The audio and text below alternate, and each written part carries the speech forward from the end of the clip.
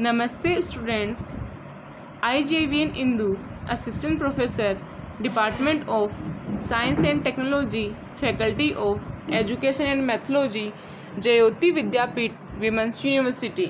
Today I will discuss working of transistor. So let's start. Students, हम जो usually transistor जो बनाते हैं उसमें सिलिकॉन का यूज करते हैं, बिकॉज सिलिकॉन का वोल्टेज रेटिंग हाई होता है, ग्रेटर करंट होता है और लेस टेम्परेचर सेंसिटिविटी इसकी होती है. लेस टेम्परेचर सेंसिटिविटी का क्या मीनिंग है कि हम कोई भी डिवाइस बनाते हैं तो हम ये चाहते हैं कि इस डिवाइस के अंदर टेम्परेचर के अकॉर्डिंग चेंजेस कम से कम हो, मीन्स कि टेम्परेचर का इफ़ेक्ट इस डिवाइस पे ना पड़े, ताकि हम जो रीडिंग्स ले वो एक्यूरेट आएँ.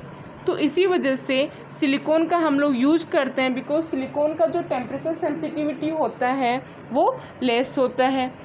अब स्टूडेंट्स, हमें पता है ट्रांजिस्टर्स के अंदर 3 टर्मिनल्स होते हैं. एक एमिटर होता है, एक बेस होता है, एक करंट होता है. एमिटर जो होता है वो साइज़ के अंदर नॉर्मल साइज होता है, मॉडरेट होता है. कलेक्टर जो होता है उसका साइज जो होता है वो लार्ज होता है as compare to emitter. Base जो होता है इसका साइज सबसे कम होता है. एमिटर सेक्शन के अंदर जो चार्ज कैरियर्स होते हैं वो मेजॉरिटी में होते हैं. कलेक्टर के अंदर चार्ज कैरियर्स कम होते हैं एज कम्पेयर टू एमिटर. और जो बेस रीजन होता है उस बेस रीजन के अंदर जो चार्ज कैरियर्स होते हैं, मीन्स कि उनकी डोपिंग क्या होती है, बेस रीजन में डोपिंग क्या होती है, कम होती है. एमिटर में डोपिंग हाई होती है, कलेक्टर में एमिटर की कंपैरिजन में डोपिंग कम होती है और बेस के अंदर डोपिंग सबसे कम होती है. तो अब हम वर्किंग देखते हैं कि ट्रांजिस्टर कैसे वर्क करेगा. उसके लिए हमें क्या करना पड़ेगा. तो एमिटर बेस सेक्शन जो होता है उस एमिटर बेस सेक्शन को हम फॉरवर्ड बायस में रखा जाता है, जिसकी वजह से बेस करंट कॉन्स्टिट्यूट होता है जो कि बेस रीजन में फ्लो करता है. जो मैग्नीट्यूड होता है बेस करंट का वो बहुत कम होता है. बेस करंट के कारण इलेक्ट्रॉन्स जो है वो मूव करते हैं कलेक्टर रीजन में और होल क्रिएट होता है बेस रीजन में. The base of the transistor is very thin and lightly doped, because of which it has less number of electrons as compare to the emitter. जो base region होता है transistor का वो बहुत, अभी पहले बता चुकी हूँ कि वो बहुत थिन होता है, लाइटली डोप्ड होता है, because of which it has less number of electrons, because इसके अंदर लेस नंबर ऑफ इलेक्ट्रॉन्स होते हैं as compare to emitter. The few electrons of the emitter are combined with the whole of the base region and the remaining electrons are moved towards the collector region. It means जो few electrons होते हैं emitter के वो तो combine हो जाते हैं base region में जो होल्स होंगे उनके साथ में, और जो रिमेनिंग इलेक्ट्रॉन्स रहेंगे वो कलेक्टर रीजन की तरफ चले जाते हैं. देखिए बेस रीजन, अभी जो हम एनपीएन ट्रांजिस्टर की वर्किंग देख रहे हैं तो एनपीएन ट्रांजिस्टर में जो बेस रीजन में इसकी पी जो है उसके अंदर मेजॉरिटी में क्या है, होल्स है ना. तो एमिटर से जो इलेक्ट्रॉन्स आएंगे वो इलेक्ट्रॉन्स, कुछ इलेक्ट्रॉन्स क्या हो जाएंगे एमिटर के कुछ इलेक्ट्रॉन्स क्या हो जाएंगे जो बेस रीजन में जो मेजॉरिटी में होल्स हैं उनके साथ क्या हो जाएंगे, कंबाइन हो जाएंगे, और जो रिमेनिंग इलेक्ट्रॉन्स बचेंगे वो रिमेनिंग इलेक्ट्रॉन्स मूव कर जाएंगे towards the collector region and the constitute the collector current, और वो क्या बनाएंगे, कलेक्टर करंट बनाएंगे. Thus we can say that the large collector current is obtained by varying the base region. हम क्या बोल सकते हैं इस वजह से कि अगर हमें ज़्यादा कलेक्टर करंट चाहिए तो उसके लिए हमें बेस रीजन को क्या करना पड़ेगा, वेरी करना पड़ेगा. तो स्टूडेंट्स, आपको बस इसमें इतना ध्यान रखना है एनपीएन ट्रांजिस्टर की बायसिंग कैसे रखनी है, उसमें एमिटर बेस सेक्शन को हमें फॉरवर्ड बायस में रखना है और कलेक्टर और बेस रीजन को हमें रिवर्स बायस में रखना है. क्योंकि अगर हम लोग एमिटर बेस को किस में रखेंगे, फॉरवर्ड बायस में रखेंगे, तो फॉरवर्ड बायस के अंदर क्या होगा, इसके एन टर्मिनल से बैटरी का नेगेटिव टर्मिनल कनेक्टेड है, तो जो इलेक्ट्रॉन्स होंगे वो इलेक्ट्रॉन्स का क्या करेंगे, बेस रीजन की तरफ मूव करना स्टार्ट करेंगे।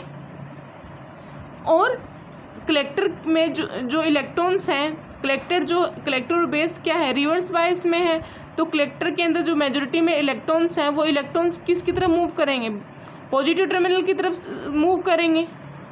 आई बात समझ?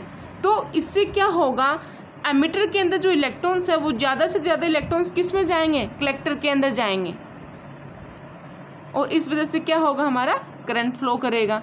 इसीलिए हम क्या करते हैं, एमिटर बेस सेक्शन को फॉरवर्ड बायस में रखते हैं और कलेक्टर बेस सेक्शन को हम लोग रिवर्स बायस में रखते हैं। अब देखते हैं ट्रांजिस्टर ऑपरेटिंग कंडीशंस कौन कौन सी हैं। When the emitter junction is in forward bias and the collector junction is in reverse bias, then it is said to be in the active region. It means जब emitter junction जो होगा वो forward bias में होगा और जो collector junction होगा वो रिवर्स बायस में होगा, तो हम लोग बोल सकते हैं ये रीजन है एक्टिव रीजन होगा। The transistor has two junctions which can be biased in different ways. हमें पता है कि ट्रांजिस्टर में 2 जंक्शंस होते हैं जो बायस हो, जिनको बायसिंग प्रोवाइड की जाती है डिफरेंट वेज में।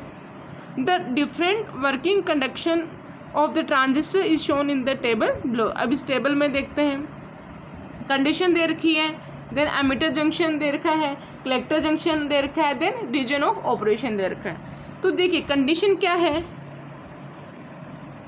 जब हमारा एमिटर जंक्शन फॉरवर्ड बायस में रहे और कलेक्टर जंक्शन रिवर्स बायस में रहे, तो वो रीजन ऑफ ऑपरेशन क्या होगा, वो एक्टिव रीजन होगा। और सेकंड कंडीशन क्या है, जब एमिटर जंक्शन तो क्या रहे, फॉरवर्ड बायस में रहे और कलेक्टर जंक्शन भी किस में रहे, फॉरवर्ड बायस में। यहाँ पे एमिटर जंक्शन ईबी भी फॉरवर्ड बायस में और कलेक्टर जंक्शन सीबी भी क्या है, फॉरवर्ड बायस में है। तो उस कंडीशन में ये कौन सा रीजन होगा, इसको बोलेंगे हम सैचुरेशन रीजन। जब हमारा एमिटर जंक्शन भी रिवर्स बायस में है, थर्ड कंडीशन में क्या है, जब एमिटर जंक्शन क्या है, रिवर्स बायस में और कलेक्टर जंक्शन भी रिवर्स बायस में, तो उस कंडीशन के अंदर तो हमारा ये जो ऑपरेशन ऑफ रीजन होगा, रीजन ऑफ ऑपरेशन होगा, वो कट ऑफ रीजन में होगा। बिकॉज उस टाइम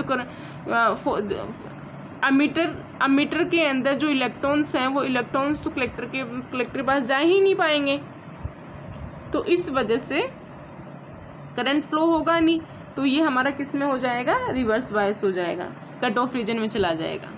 तो नेक्स्ट लास्ट कंडीशन क्या है, जब रिवर्स एमिटर जंक्शन क्या हो, ईबी किस में हो, रिवर्स बायस में, और कलेक्टर जंक्शन क्या हो, फॉरवर्ड बायस में, तो ये जो रीजन ऑफ ऑपरेशन होगा वो होगा इन्वर्टेड। तो हमेशा ध्यान रखना है आपको, जब दोनों जंक्शन फॉरवर्ड बायस में है तब तो एक्टिव रीजन होगा, जब एमिटर जंक्शन फॉरवर्ड बायस में है, कलेक्टर